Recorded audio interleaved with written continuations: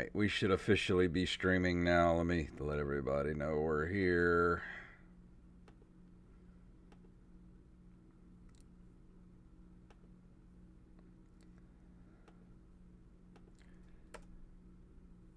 All Add right. up. Pull up my There we are. I notes. see us. Yeah, there we go. And I restarted loopback, so there should be no echo in the YouTube. Echo, echo, Echo, echo. echo, echo. All right. Well, if we're good to go, here we go. In three, two, one.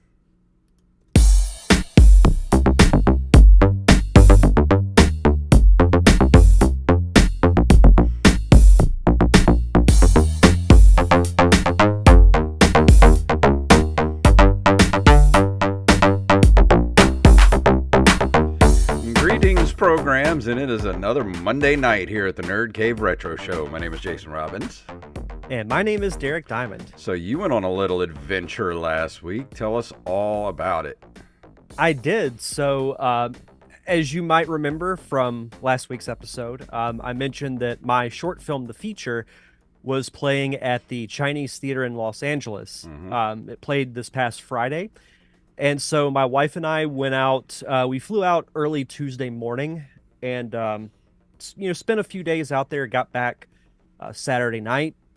But it was a really, really fun trip. We got to, for those that are in our Discord, I posted a few pictures of my trip to Super Nintendo World Yeah. at Universal, and that was, it was really like a cool experience because, like, even as a kid and going to Disney World, I said to myself, I wish that there was a like Mario theme park, and it was packed with people. I still need to send you guys the video, but we could like barely walk through the park because of how busy it was. Wow. And Universal in Hollywood is much more, it's contained and more spread out at the same time, if that makes sense. So all the sections are smaller, Yeah. but things like Nintendo World, they do have a Jurassic Park area. You have to go down like 5 or 6 escalators or Huh. flights of stairs to get to it because it's like at the bottom of a hill, and That's some of it's cool. built on top of one. So that made for a little bit of extra walking, but it was still really cool. We got to do a cool studio tour that was also part of the park. We went to live tar pits where they're actively excavating fossils from like mammoths and like saber-toothed tigers and whatnot They from find the any Yoshi bones? I looked, but unfortunately they did not. So yeah, then that and just went to the festival and then came back Saturday and have been missing it ever since. Nice. So how was the showing of the movie?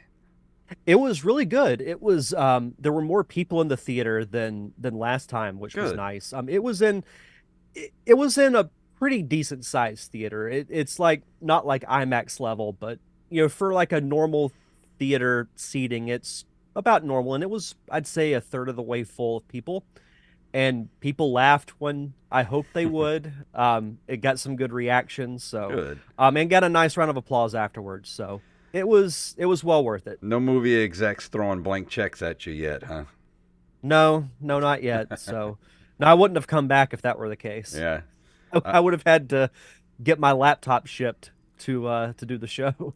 yeah, we went to Pensacon this weekend, and it was a little not as it was kind of low key this year. Like it just wasn't. I don't know. It didn't feel as busy as it usually does, and there definitely wasn't as much cosplay as there has been in the past. So I was a little. I don't know. It just seemed a little not quite as boisterous as it has been in previous years.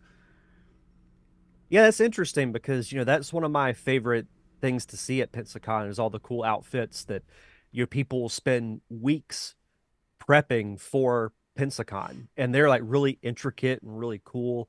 I've seen a little bit on my social feeds about people that went said they had a good time, which was a cool thing. So, hopefully we'll get to be back to our normal routine next year where we get to Yeah. do a couple of panels and whatnot. So. Yeah, me and Angelina went this year, and we went to the Buffy panel with Spike and Cordelia, and can't remember his name. We actually interviewed him on Open Micers a while back. He's I can't remember his name now, Chris, I think, but he's the one that sculpted all the Okay. the Yeah. monsters and everything.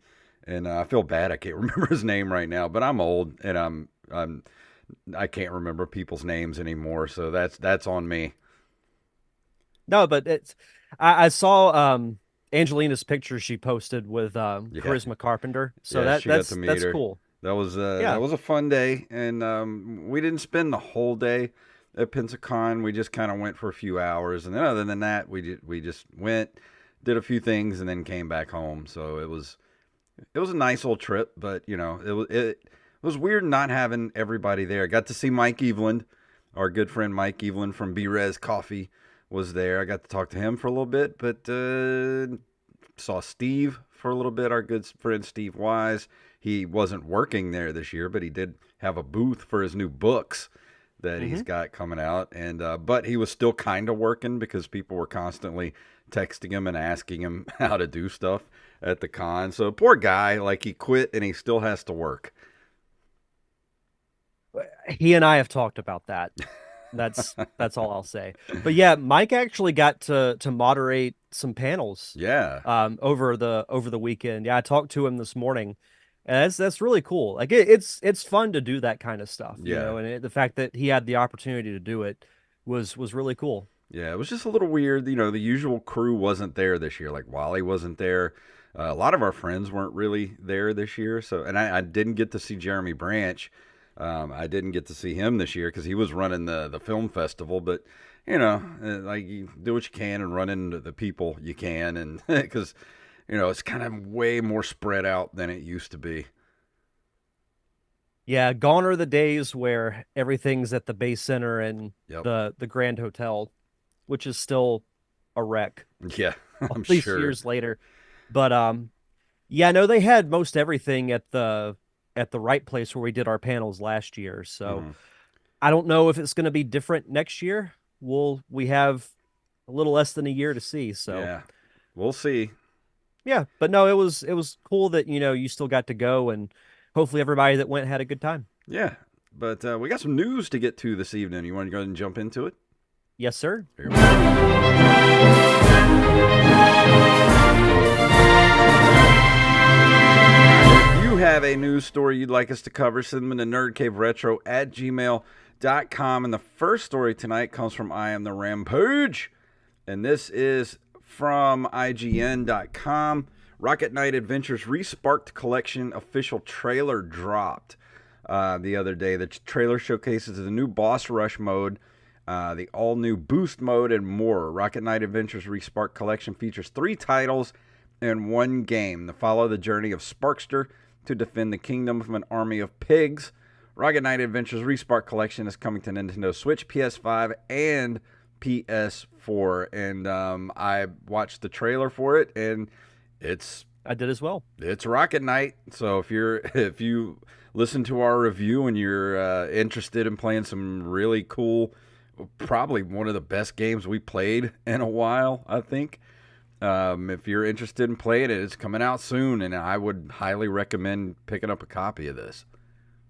Yeah, this is really cool. It's interesting that, this happened soon after we did our review. Mm-hmm. And we talked about, the sequels that we didn't even know existed. So Mm-hmm. now, if we pick this up, we'll get a chance to play them and potentially review them. But the trailer looks really cool. Yeah. It has that Rocket Knight feel. I like games like that. Yeah. So this will probably be something I pick up. I don't see what it's gonna cost, but you can pre-order it now at limitedrungames.com, and I didn't look that up the Yeah, price. I'm looking it up right now.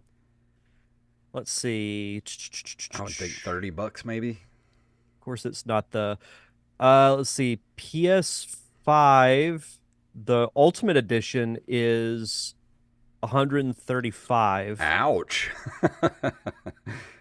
Um, The standard version for PS4 is 35. Yeah, that's what I was thinking. 30, $35. That's actually not bad. That's pretty much what I was expecting.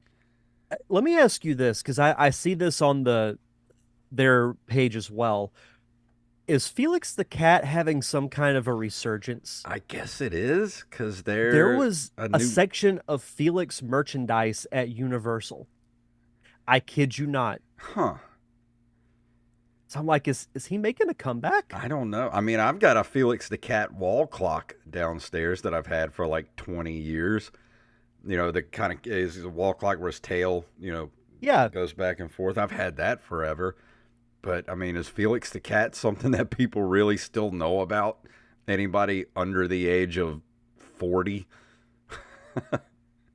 I vaguely know about Felix the Cat. Like I remember the old cartoons, but I don't really know much about him other than that. I don't know. Maybe he's making a comeback. We'll see. Maybe so. From NintendoLife.com, 5 more classic Rareware games come to Nintendo Switch, but not the classic Rare games that you might be thinking of. As part of the Direct Partner Showcase that happened last week, Nintendo has announced that 5 of the now Microsoft-owned Rare's titles will be available as of last week via Nintendo Switch Online.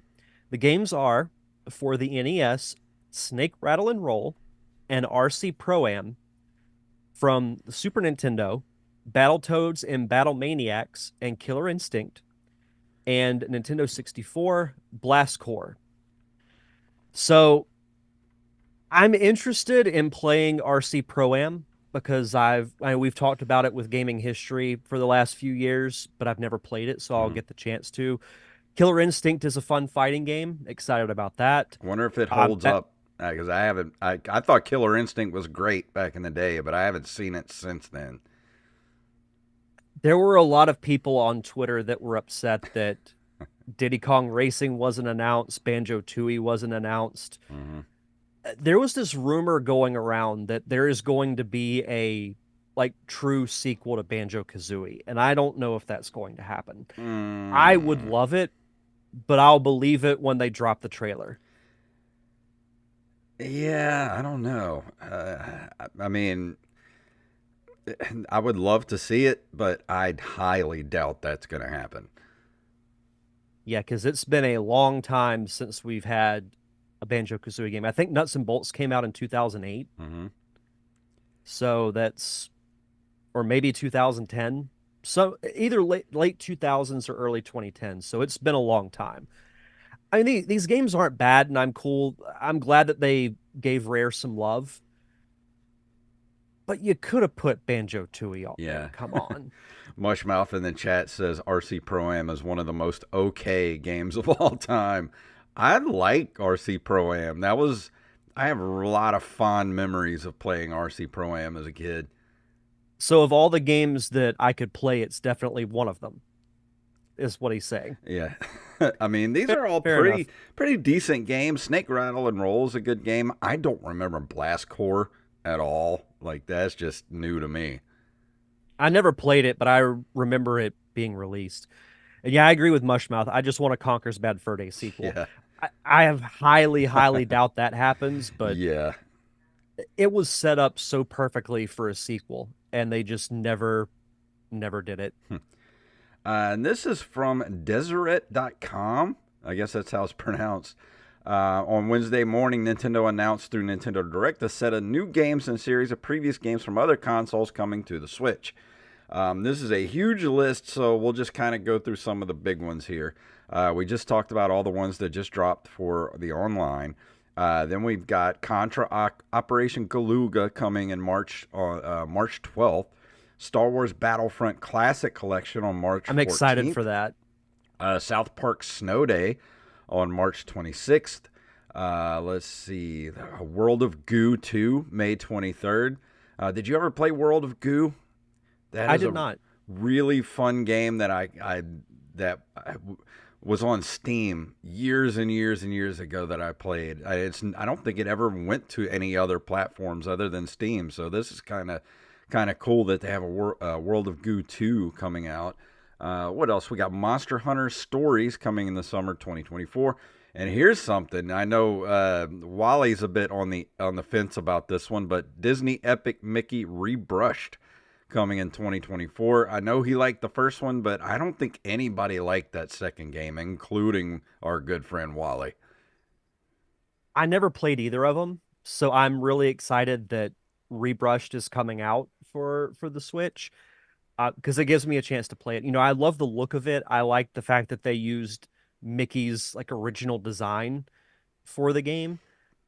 It seems really fun, so I'm excited to sit down and play it. But yeah, I remember people did not like that second game at Yeah. all. Yeah, there's a really large list of games coming for the Switch, so there's something for everybody on this. And Super Monkey Ball Banana Rumble coming June 25th. Who doesn't love Super Monkey Ball? Yeah, for real.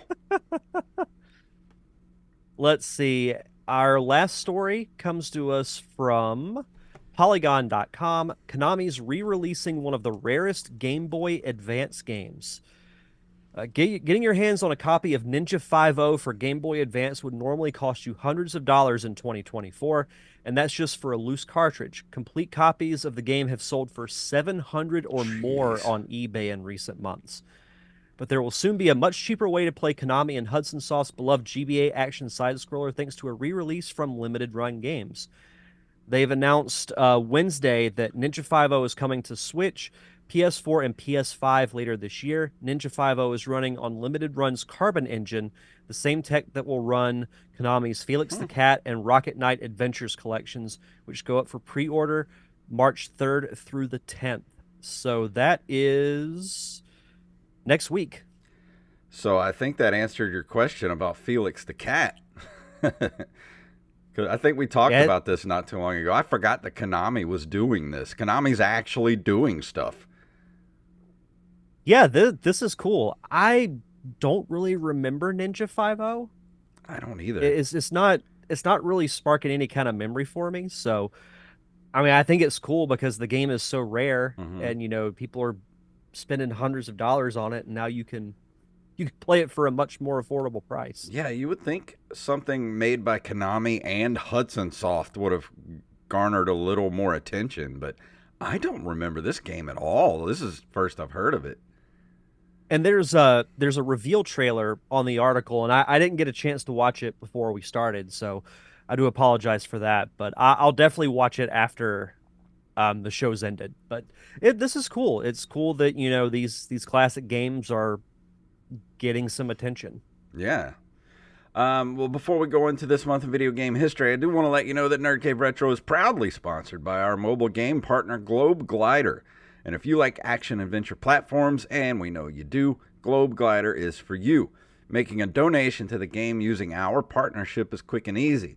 Just simply hit the donate button and select Nerd Cave Retro as your referral partner to unlock sweet in-game prizes like an exclusive Nerd Cave Retro cape. So download Globe Glider today on the App Store or Google Play. And now it is time for This Month in Video Game History.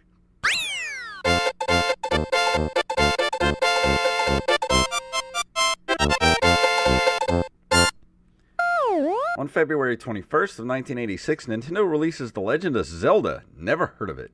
The first game in the Legend of Zelda series. Yeah, boy, this didn't really amount to anything, did it? Not much. No, Just that one game, and that's it. That's all they got. Just that one. No, I mean it's the game that got me into video gaming, so I can't ever knock it. Not that I would, because I still think the original Legend of Zelda is a fantastic game. I think it honestly gets a little overlooked because of games like Link to the Past, like Ocarina of Time, and now, Breath of the Wild and Tears of the Kingdom. It all had to start somewhere, and I would put the original Legend of Zelda above, some of the other titles in the series. Yeah, Mushmouth, Legend of what? I say if you've played any Legend of Zelda games and you've never gone back and played the original, I say at least give it one good shot to play. I think it's totally worth it to go back and see where it all began. And Mushmouth is right. The first game holds up so well. I I mean, mean, I, they used it as a template when they were designing Breath of the Wild. I mean, I would say if you don't have the map that originally came with the game, or if you don't have a ton of time to devote to the game like we did as kids, I would say definitely use a walkthrough to make it a little easier on you, or you're gonna be just burning bushes for and trying to explode walls for weeks on end before you figure out where you're supposed to be going and what you're doing.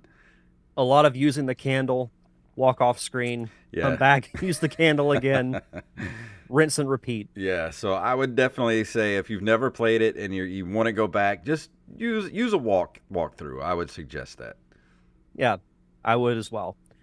In February of 1989, Atari Games releases the Hard Drivin' arcade game with filled polygon 3D graphics, physics simulation, and a force feedback steering wheel. There's something satisfying about playing a racing game in an arcade in one of those cabinets with the steering wheel. Oh, absolutely. I love a good sit down driving arcade game. So even do you remember what was the ones that it was actually shaped like a crotch rocket bike and you had to lean to Oh, the geez. sides? Which one was that? Yes. I can't remember, but those were fun. Was that Oh, it wasn't Road Rash or something like that. I know Road Rash was a Genesis game, but was it also an arcade game? Let's I see. think Road so. 'Cause Rash I used to Arcade. love that one. Let's see. It was an arcade game, I believe. Here, let me look this up real quick. Um, no, it was for Sega Genesis, Amiga, the Master System, Game Gear, and Game Boy. Hmm. I don't.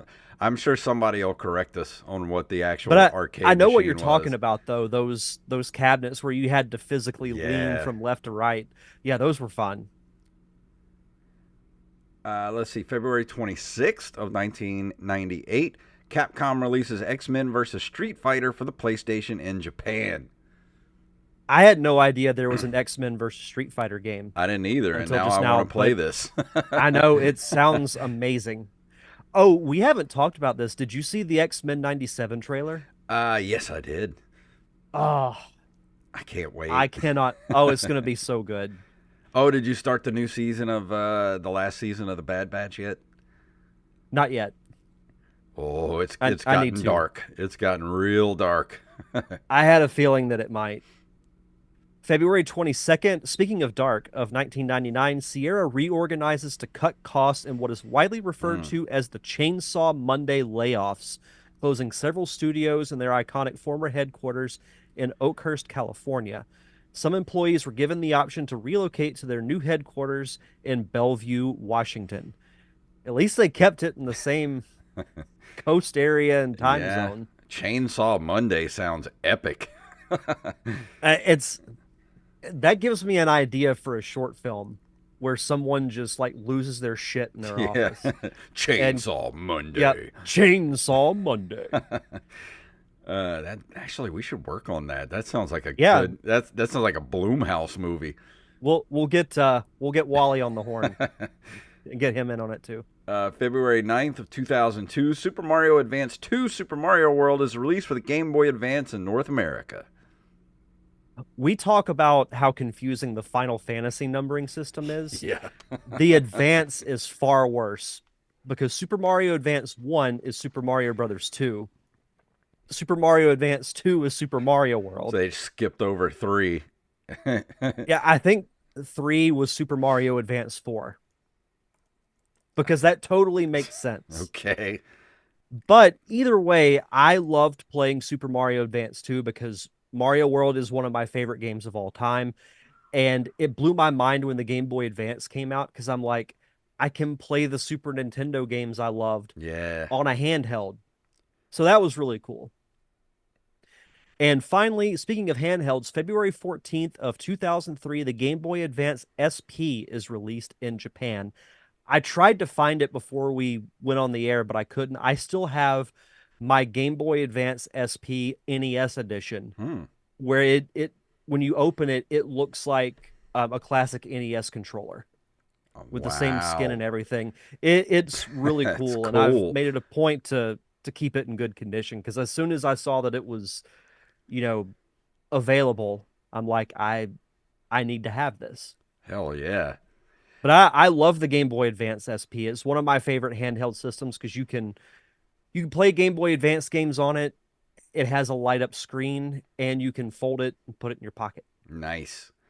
But that brings us to the end of the this month in video game history, and we're ready to go into our Patreon shout outs. So Derek, would you like to do our shout outs for us? And guess what? Two, count them, two new patrons. Not one, but two new patrons. We want to shout out our awesome patrons over at patreon.com/nerdcaveretro.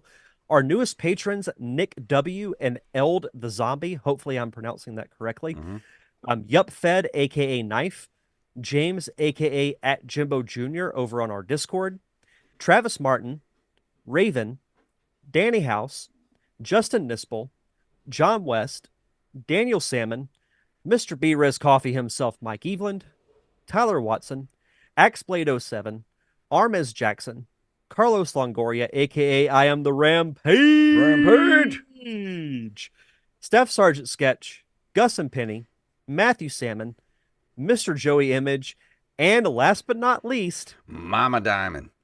Donna Diamond. Thank you all so much for your continued contributions and keeping the lights on for us here at the Nerd Cave Retro Podcast. For as little as $1 a month, and I said this last week and I'll say it again, I found $1 in loose change around my house when I was cleaning before our trip. So it's pretty easy to find if you know where to look. And Mm-hmm. just for as little as that, you get your own RSS feed with ad-free versions of the episodes, and you get early access to our fun commentary tracks. Like earlier this month, we watched an episode of Real Ghostbusters, and in just a couple of days, we'll be recording another commentary track. Yeah, I think we're gonna be doing some some original He-Man and the Masters of the Universe episodes. So I think we're gonna do the first two episodes of that for this month's commentary. I couldn't tell you the last time I've watched that show, so I'm gonna go in almost completely cold because it's been so long since I've watched it. It's gonna be like watching it for the first time again. I rewatched the first couple episodes during COVID, and let me tell you, they don't hold up that great. So we're gonna have a good Oh, discussion. oh, good. That makes me happy. But yeah, we've done numerous other commentary tracks too, like other animated series like Gargoyles, Darkwing Duck, Tailspin, full-length movies like Transformers the movie, Clue, Christmas Vacation, Batman 89. The list is near endless on what we've done. So if you want to be a part of our awesome Patreon community, just head over to patreon.com/nerdcaveretro. And for new patrons, be sure to send us your social media info, whether it's Twitter, Facebook, or Instagram, so we can give you a proper shout out. And tonight we're gonna be talking about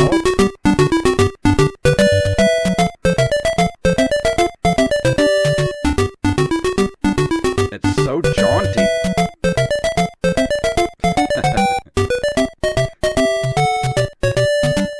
Somebody It needs to makes me want to. make a gif out of you doing that. That'll be my legacy on this podcast. That and Rampage. Rampage.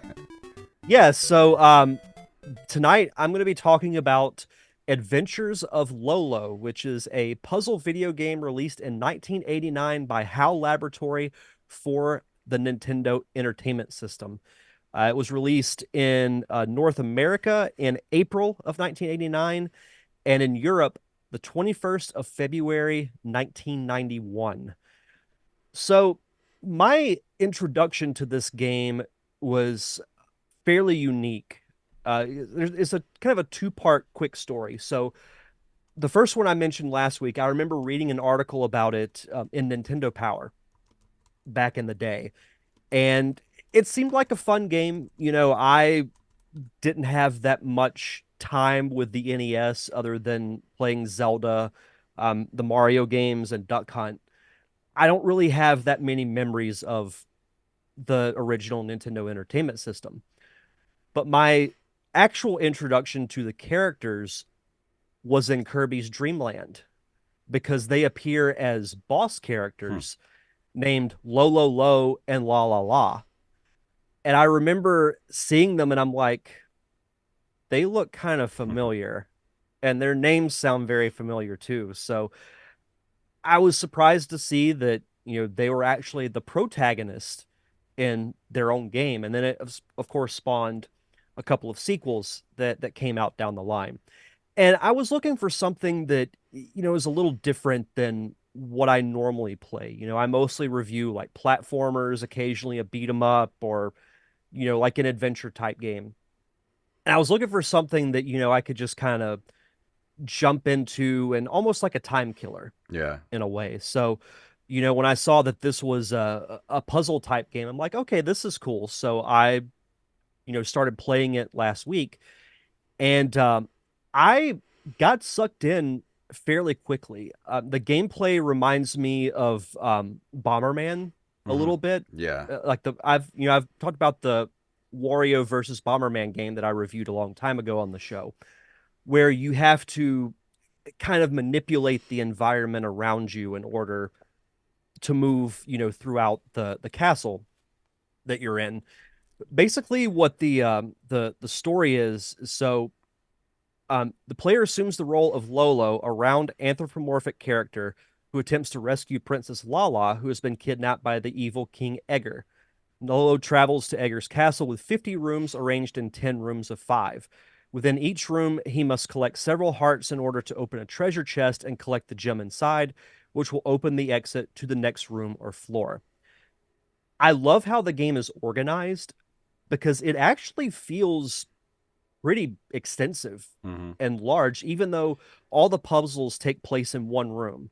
And then once you get the gem, you move on to, room 2 on floor 1. And then Yeah. from there is a puzzle. Um, it's very trial and error heavy because it doesn't really explain much of Yeah. anything at all, which There is I quite found out very a quickly. learning curve to what you're supposed to do in this game. I didn't really get it when I was a kid, and because I had rented this when I remember renting it and didn't really like it as a kid, and then I played it again, when it popped up on the Nintendo Switch Online, and then after playing it for a while, you kind of get the gist of what's going on in the game. And this game, like you said, it is rather large. And it says, I was trying to look up how many levels were in the game, and it has 50 rooms arranged in 10 floors of 5. Hmm. That's a lot. It is, especially for an NES game. Mm-hmm. Like, we look back at some of the games we've talked about and it takes you like 30 minutes maybe to complete, maybe 45.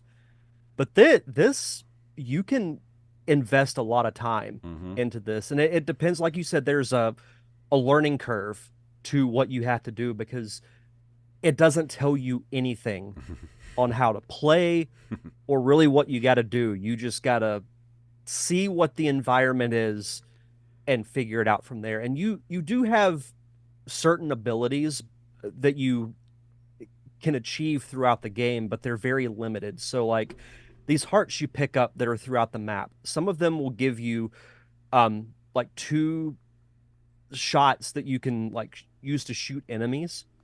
What you do is, so like one of the more common enemies looks kind of like a green snake. What you do is you shoot it and it encases it in a like an egg type thing. Mm-hmm.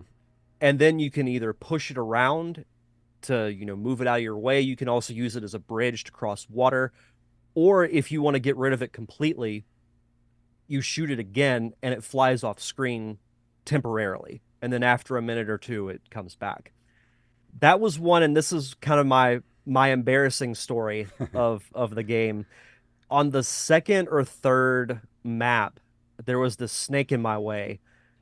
And so I'm like, but when I shoot it, it's gonna like be knocked up against the tree and it's gonna block my way, and I can't move. I don't know what to do. And there's a way if you mess something up or say like you only have a very limited amount of ammo and you can't get it refilled in that portion of the puzzle, you can hit the select button and you can restart, but it's at the expense of a life. and I spent several lives trying to figure out what to do. And then I just was like, well, let me just shoot it again. And then it flew off screen, and I'm like, you've got to be kidding me. It was that simple. So, but That's the thing about the game is it makes you have to think about these kind of things, and it, like you said, it's not you're not nothing is explained to you. This is all just the type of stuff you have to learn along the way. hmm Oh, to answer Mushmouth's question, the game I was talking about earlier is called Wario Blast featuring Bomberman for the Game Boy. I reviewed it a couple of years ago, I think. Yeah. It's in the archive, so you can just type in Wario Blast and you'll find it. But what I like about the difficulty of the game is that they add just enough in each puzzle to make it a little more difficult. Not vastly more difficult, but you keep, it gets a little more difficult. Like you add in another enemy or two, the hearts are a little harder to get. There are also new items that you can find, like you get to, remove a brick from the map or a rock from the map, and you can only do it once. So you have to choose your shot wisely. Yeah. But it's really cool, and that, I honestly think as I was playing the game, I was like, this would make a great mobile game. Mm-hmm. That's what I was just about to say. Like, why is this game, at least this game mechanic, not been brought to the mobile gaming? Like it's the perfect mobile type game, and I hate to say this, but they could make money off of microtransactions off a game like this, or I would pay just $5 for a game that's a great time waster like this game is, and Yeah, get rid of all the ads and all that kind of stuff. yeah, that kept going through my mind as I was playing through the various puzzles, because I'm like, this is perfect for, like, if you're, in my case, sitting in an airport, or if you're like at the doctor's office or somewhere and you need something to just kill 10, 15 minutes of your time. Like, this is perfect for that. And I know this game spawns sequels, but I feel like this genre of gaming should have more attention. and And I I think the mobile platform is where it should be. and I can't think of any other games that kind of use the same game mechanic. Like this game was a takeoff on, like you said, like the Bomberman sort of. Like you can see the similarities in where Lolo kind of took things from Bomberman to make this game, but why nobody ever took Lolo and built on that to make something else similar? Like I don't understand why this game was kind of a weird little one-off, especially for the NES. I can't think of any other games like this. Well, it says here that the game was followed by two sequels for the Famicom and two sequels for the NES. The Japanese Adventures of Lolo and Adventures of Lolo 2, consisting of new stages. The American Adventures of Lolo 2, which was a compilation of stages from earlier games, and Adventures of Lolo 3. Huh. A Game Boy follow up was released in '94, but was localized with the same name, Adventures of Lolo. I didn't even know it had sequels to it. I didn't either. Not until I was, doing some research earlier today.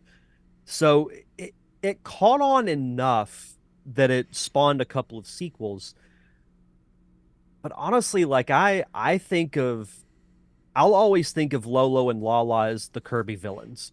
Yeah. Because what's funny is one of the big aspects of this game is you have to move these blocks around to manipulate some of the enemies, like attack patterns and whatnot. Because if you get hit once, you're dead, and there's really no way that you can fight them Hmm. because you have to save your ammo to solve the puzzle. So what you have to do is manipulate the environment. So like if there's this bat-like creature that's flying from left to right, then what you have to do is move these blocks to kind of manipulate his path where he's not shooting at you. Mm. And that's an aspect of the boss fight in Kirby's Dream Land. You're on this multi-tiered platform set, and they're pushing blocks in your direction, and you have to, suck up the block and then somehow get behind them and shoot them with it. Yeah. So they even incorporated that a little bit into Kirby's Dream Land, which I actually thought was kind of cool. I just at the time I didn't think of it because I'd never played this game, up until recently. But that was a cool little nod that they threw in there. I just wonder if maybe puzzle games like this just didn't do all that well. I mean, obviously it did well enough. I mean, people know the Adventures of Lolo, but it just seems kind of like these kind of time waster. And I hate using the term time waster, but you know what I mean. It's like a good little puzzle game didn't really take off until handhelds and mobile phones. Yeah, I think also, when people think of puzzle games, I feel like most think of Tetris Yeah. or like Dr. Mario, Hmm. something in that style of play. And of course, Yeah. I love Tetris, but I agree with you. I think this genre is more suited for the handheld. Like this would have been a great thing to have on the Game Boy Yeah. back in the day. And even now, like we're saying, with possibly having it as like a mobile app, you play these types of games when you're usually not at home, where you're waiting on something somewhere.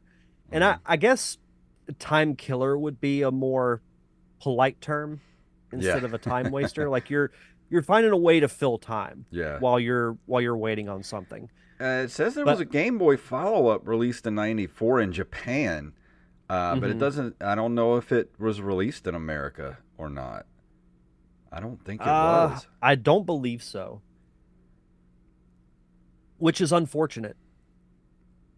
But all in all, like I actually really, really enjoyed this game. I like a good puzzle game. I don't think I play them enough. Hmm. I'm always looking for new types of games, like new platformers, new games, and this was really a lot of fun. And I'm glad that I finally got to sit down and play it. Yeah. It's I'm sure you have this experience too. Whenever we do reviews, when you play this game that you might have missed out on, but you might have heard about, and it's like it unlocks something in your brain Yeah. where you're like, oh, I remember reading about that in Nintendo Power or EGM, or I remember seeing a commercial for it on TV. And that's what this was for me. And this was really cool. And I think Lolo is such a cute little simple character.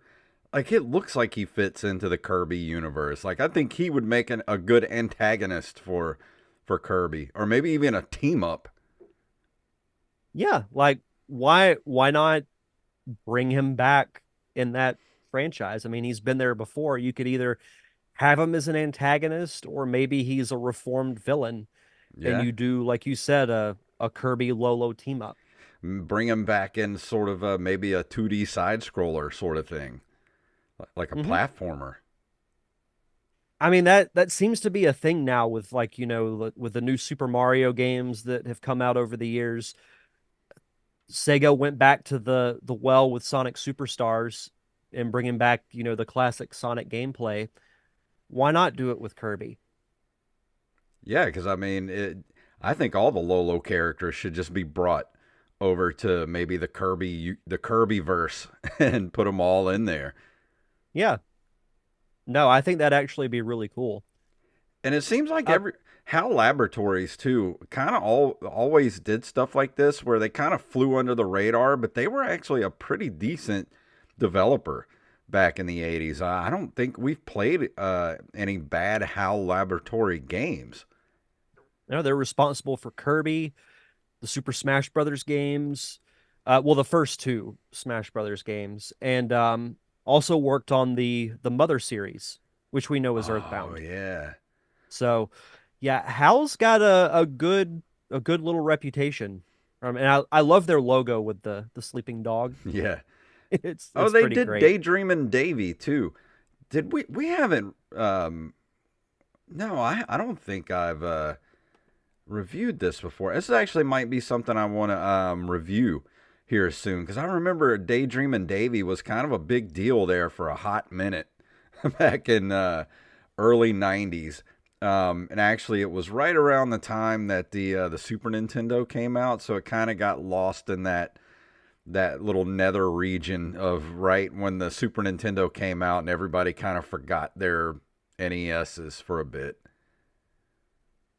Yeah, the Super Nintendo was like the cool new kid that moves into the neighborhood that everybody wants to hang out Yeah. with.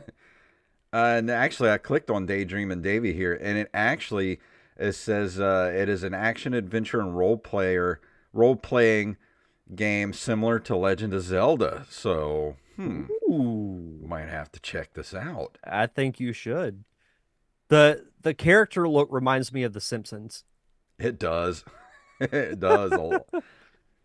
But yeah, as far as Lolo goes, I mean, I played it for a bit. I'd say probably, a couple of years ago when they put out the Nintendo Online. It was one of the first games they put out for Nintendo Switch Online, um, and it's a fun game. It's just not something that I've gone back to very often, but I should start playing it more because I really do like this game. I think if anybody out there has never played it, at least go give it a try for a bit. Yeah, no, I'm right there with you. I'm glad that I finally got a chance to play it, and I've really enjoyed it. It's a good, dare I say, underrated Yeah. puzzle game. And even, when the game was released, it received positive reception from critics and fans alike. Lolo's success was surprising to its developer, Hal Laboratory. GameSet Watches, uh, Todd, I'm going to get this name wrong, but I'm going to try it anyway. Seolick called it the leader of the block shoving movement, garnering a cult following. IGN called it one of Satoru Iwata's successes, describing it as something that was all about fun, appeal, and simplicity over an abundance of bells and whistles. That sums it up perfectly, in my opinion. It's a simple game. It's not flashy, but it's solid and it's fun. Yeah, And because I really enjoyed it. IGN's Lucas M. Thomas felt that it would be intriguing to fans of puzzle action games, calling it simple on the surface but deceptively complex once you get going. And GameSpy's Benjamin Turner said that it was hard as hell and would put any Mensa member to the test. I like that. Yes, gameplay has been compared to several other video games by critics. GamePro's Heidi Kemp's compared Ivy the Kiwi's gameplay to Lolo. I've never heard of that, but it sounds really intriguing. I haven't either. Let's see. Oh, it came out in Japan in 2009. Oh, Ivy the Hmm. Kiwi. There's no screenshots or anything here, so I can't say what it looks like. Yeah. Selby Bateman of Game Players magazine compared the adventurous experience of Lolo to Zelda 2 The Adventure of Link, calling the former more sophisticated. This is a better game than Adventure of Link. Yeah, I'm going to go ahead and say that right now. don't besmirch Lolo's good name by comparing it to Legend of Zelda 2. Yeah, Lolo didn't do nothing to nobody. You leave him alone. But But yeah, this. Oh, go ahead. oh, yeah, you can go ahead. I was going to ask your number grade. Okay. Yeah, so like I said, I this game was worth the wait. It's a really fun game to just lay on your couch, or if, like I said, if you're waiting on something somewhere, it's a great game to just kill time. And I would give this game a solid 7. It's not bad. Good It, C. it's yeah, it's well, I'll say 7.5. I'll give it a little bit more, but I think the graphics are on par with really any NES game of that time. Hmm. The music's jaunty, like it's not my favorite music, but it doesn't take away from the experience. It's just kind of there. Yeah, but it's also one of those kind of games where you don't really need. It's one of those games where you can play it while watching TV, and you can Hmm. just turn the sound down, and you can still play the game while watching something. Hmm. Yeah, absolutely. But But yeah, awesome. that's what I give The Adventures of Lolo. And I'm not sure yet what I'm going to be reviewing next week. I just put up a Patreon poll yesterday. So you $3 and up members, please head over to patreon.com and slash Nerd Cave Retro. Let me look and see what it's at right now. Let's see. Let me go to the front page here. Oh, of course, that's open micers and not. I've got two Patreons that I have to keep up with here. All right, let's go to Nerd Cave Retro here and look at the poll for you to help me pick what to do. And right now, the Tick for the Super Nintendo Entertainment System is winning over Monster Party and The Goonies 2. So head over there. Let me know what you want me to review for next week. If that wins, I'm going to yell spoon really loud at the end of next week's episode. I can't believe I've never reviewed that game. I could have sworn that I reviewed the Tick, but I looked back through the archives, and guess what? It's not there.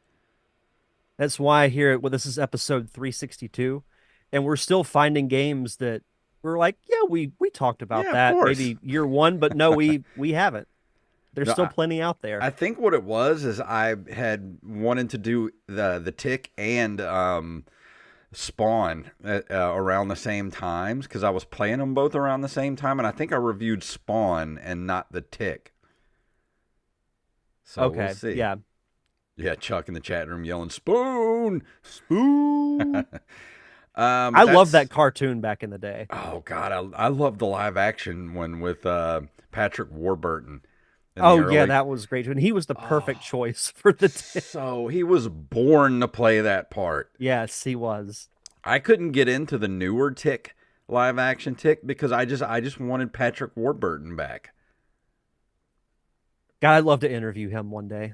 Oh, and if you've never seen that live action Tick series, please do yourself a favor. Go buy the DVD or wherever it's available to stream, and please go watch it. It's one of the funniest TV shows ever made, and for some reason, only did like a half of a first season. So, it's so good. Yeah, it's great. But what's going on with the Derek Diamond experience? Yeah, so this week is episode 393, so getting ever so close to that big 400 number. Mm-hmm. This week, I interviewed actress Krista Dane King. She was in a film.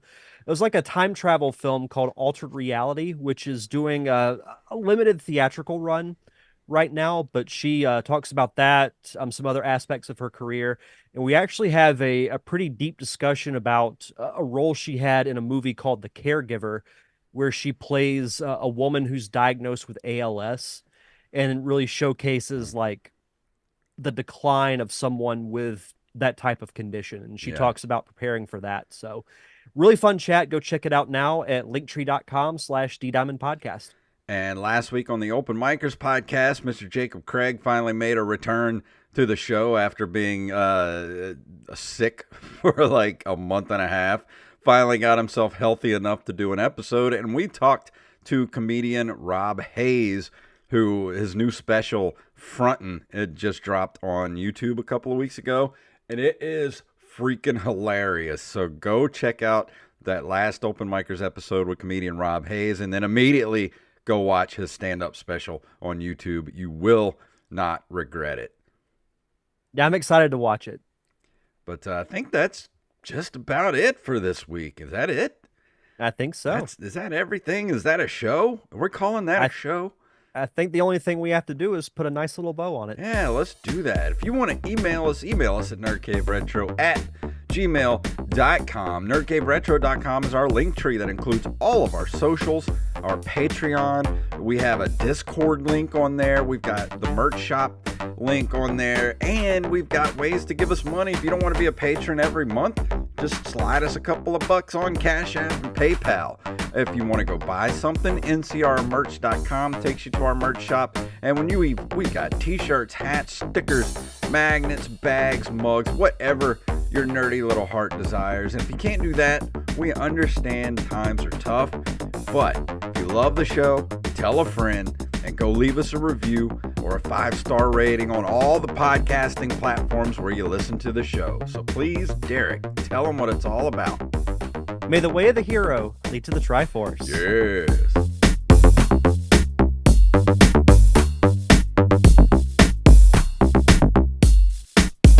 Wise man say forgiveness is divine, but never pay full price for late pizza.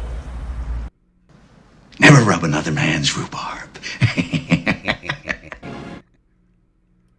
Awesome, and that's an episode. Sweet. You got to capture the spoon soundbite for next week. Oh, I know. I send me a text message later to remind me, because I got a lot of sound clips I need to go catch. Okay. But yeah, thank you guys for hanging out with us for this week. Yeah, for sure. And if you are a patron and you're still watching this on YouTube, head over and let me know what you want me to review for next week. And also, I wanted to let you guys know before we get out of here, I'm going to be on an episode of God damn it. It's one of my favorite freaking podcasts about movies, and it is with TV's Travis and what is wrong with my brain tonight, man? Hold on. I listen to this podcast every week, and now I can't remember the freaking name of it. This is what happens when you get old, kids. It's Wait You Haven't Seen is the name of the podcast with TV's Travis. I'm going to be doing Roadhouse next week. I've never seen Roadhouse, so we're going to be talking about that. I hope You've never seen Roadhouse? I know.